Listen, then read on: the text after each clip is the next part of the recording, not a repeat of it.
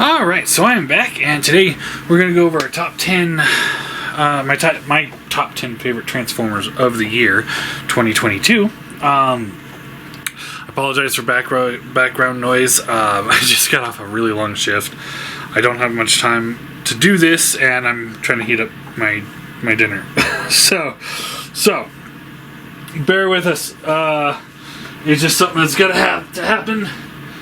Not much of a say in the matter because I've got to eat too. So, alright, so let's start off.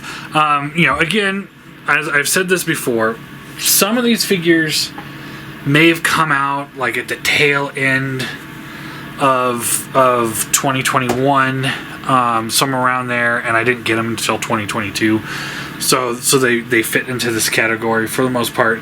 There might be a couple that were a little bit later or before that, but again, doing the best we can. It's just what I was looked at this year. Now, with those rules in mind, I do have to say there's one exception to this, and that is going to be the FansToys Stunticons. Now, this is the first time I got to look at them was this year.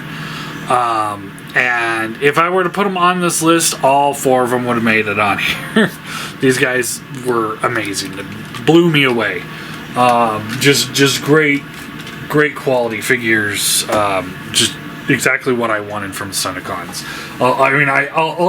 Admittedly, I did want the X-Transbot scale, but getting the FansToys quality really was a big difference. So that's an honorable mention is to the FansToys Stunticons. Alright, so let's get this started. First and foremost, probably my least favorite of the 10 mostly because it could have been so much better. The Transmetal Megatron. Like, in between the paint scuffs right off the box, on the toes, some joints are a little loose, plastic feels a little light in spots. I mean, it's got some good weight to them, but there's some other spots that are just kind of light. The MP Megatron, when he came out, the Beast Wars Megatron, he took it for me for the year. Like, he was best figure of the year, hands down. One of the best. Like, this guy really had everything going for it to be the best there is, and they kind of dropped the ball at the last minute, dropped the ball on him just a bit. It still ends up on my list, but I most of these guys aren't going to be in a particular order. I don't think there's anybody that. Yeah, not really much of an order. I just do have to point out this guy should be number 1. Like, if there was an order, he should be number 1. Instead, he has to be number 10 because he was the least of my favorite. But I do still really like the figure. So, all right. So let's get into number 9, which I'm going to declare as Skids. Masterpiece Skids. Nothing remarkable about this figure. It's not like, oh my god, this is my favorite Autobot of all time. I really could care less about Skids. But it was really nice to go back to the basics with MP. Nothing too fancy. The transformation isn't outlandishly insane. I didn't have to spend $200 on an Autobot car or whatever. It was a good price point, fun transformation, easy transformation. They're getting a ton of repaints out of it. It was all around. It was a great little figure. I recommend him. I really enjoyed him. I don't think he would be on my top 10 list if it wasn't for the fact that he was cheap.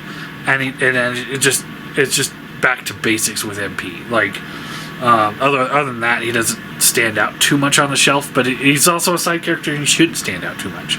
But I hope you guys are getting what I'm saying. It's like, he's not the world-ending greatest figure of all time, but you know, he's a pretty decent little guy.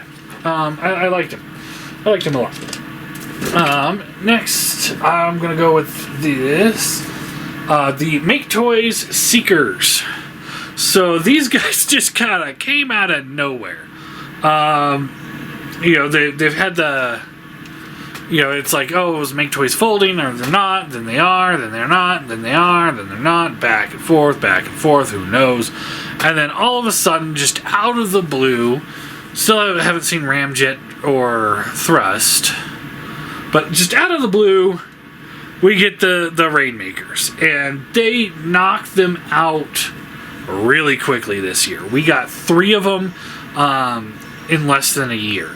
Because this guy came out with the first convention that it was for, and then there was the blue one that came out with the next convention, and then the final convention of the year, which was TFCon Chicago.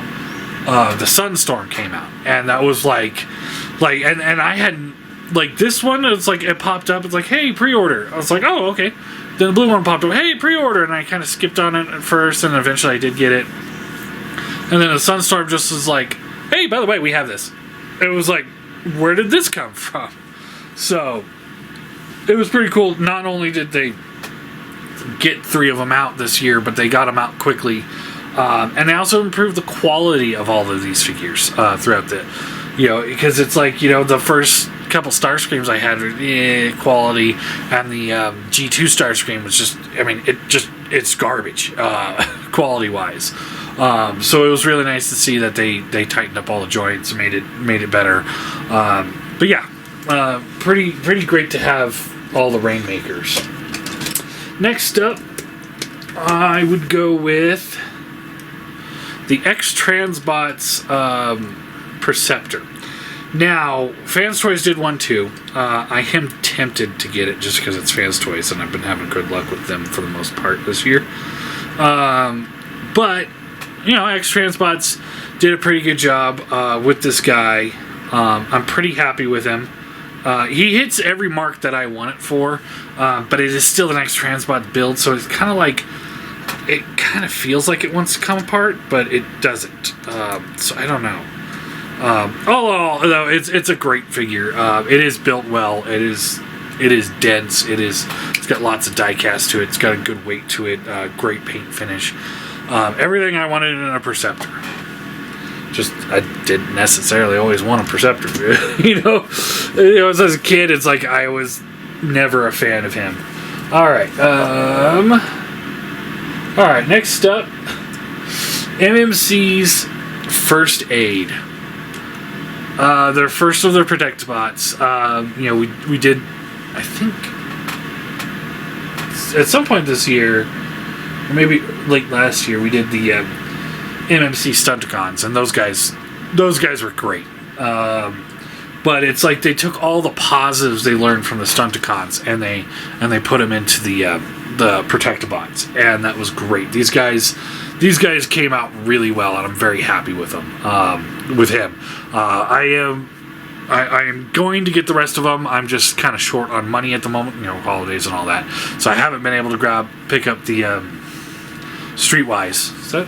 Yeah, Streetwise. I haven't been able to pick him up yet. I know he's in stock everywhere, but I will. Rest assured, I will pick him up, and we will look at him soon.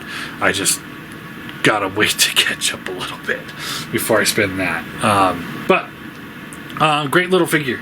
So where are we at? 1, 2, 3, 4, 5. So that was number 6. So number 5. Let's go with, like I said, we're no real particular. FansToys Mirage. Now, I love this figure. I know he's getting a lot of hate because he's got limited articulation in some spots. But I really enjoyed this guy. I didn't have any issues with him. You know, even with the limited articulation, you know, where it is. I thought he was a great little figure. So, you know, I don't quite get the hate. I do, but I mean, he's a great little Mirage. I mean, I really don't have any desire to go look for another Mirage. now that I have him, he's like, okay, checked off the list. Yeah. I was pretty smitten with him, and it was just like, reading through the comments you guys post is like some people are, giving me a little bit of a hard time, and that's fine. That it's like, there's limited posability. It's like, and I explained it in the video. It's just like, I don't really care too much about the posability. This is not one of those characters to me that's going to be in some super dynamic pose. I usually don't pose any of my guys, gun up like this, or slightly to the side, or looking down, and that's pretty much all I do. It's like, otherwise they're all pretty much on the shelf. But yeah, there's my number 5. Number 4, Huffer. FansToys Huffer. I really enjoyed this guy when it came out. He's a great little figure. I love the fact that they're like, well, we're gonna go for the toon look, and they just went full goofy arms, mid-chest goofiness with it. It was just like, you know what? If we're gonna do it, let's do it. And they did. So it's like, I gotta commend them for that. That alone, deserves a spot on this list, just because they're just like, we could make this look like a normal robot, but we're gonna go cartoon and just make him goofy as shit. And it's just like, it gives him so much charm. I really enjoyed this figure. Yeah, he's definitely my number 4 for the year. I don't know. Like I said, I didn't really put these guys in too much of an order. Number 3, FansToys Trailbreaker. See, this is why I didn't want to put the Stunticons on the list. Is because it would almost be a clean sweep for FansToys for the year for me. I mean, it is a FansToys year for me. Although we'll get to that in the next video. But yeah, I mean, I was like, I don't want it. I'm gonna just pick up the MP. It's a little cheaper, or I'll pick up the X-Transbot. That's significantly cheaper. Then it came out, and I was just like, watching these people do the reviews on him. I'm like,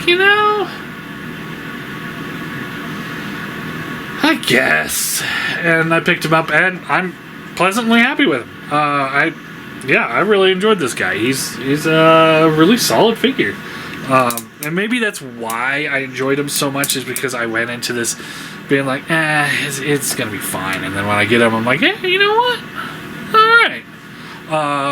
But yeah, it's nice. Again, FansToys makes usually pretty high quality figures. So it's like, if I'm going to do it, might as well spend a couple extra bucks and do it right. All right. So that was my number 3. Number 2... Cerebros. FansToys Cerebros. I don't know why. And it's going to be same with number 1. But the simplicity of this figure. Just, a couple different shades of gray. Not the movie. And, highlights of blue. And that's it. I mean, he's just... Sorry. Come on, stop. Okay, sorry about that. So, he's just, a few different shades of gray, and other than that, it's a great little figure. And it's also goes into that, I gotta commend FansToys for doing it, just because of the fact that, like, man, that's gotta be such a gamble to do just the head of Metroplex, and to do it in their scale that they're going for. Because the obvious thing would be to make him compress really well and be a headmaster for the Titans Return one. Then it's like, it is going to a figure. You go ahead and just put this on your Titans Return one. That's the choice I probably would have made. But the fact that they're like, no, we're going to do this, and we're going to tell people, who knows if they're actually going to pull it off, but they're saying they're going to do a Fortress Maximus. Now, I really doubt, depending on how much it's going to cost, I really don't think I'm going to be able to afford it. and I do not have the space. There's a reason why I don't even have the Hasbro City Bots, is I do not have the space for these things. I don't have combiners in combine mode. I'm very limited where I'm at. And, you know, that might change at some point, but, I mean, I'm not going to buy stuff and put them in a box just to hide them just for the possibility. Maybe someday I'll display it. Yeah, no, I don't do that. But, yeah, I mean, kudos to them, you know, for taking the risk there. And my number one figure of the year, the more I messed with it, and the more I just loved it and loved it and loved it. Skull Cruncher. FansToys Skull Cruncher. It hits all the right notes for me. He's just posable enough. He's got just the right size rifle for me. It's not super large. It's not super tiny. All the joints move pretty smoothly.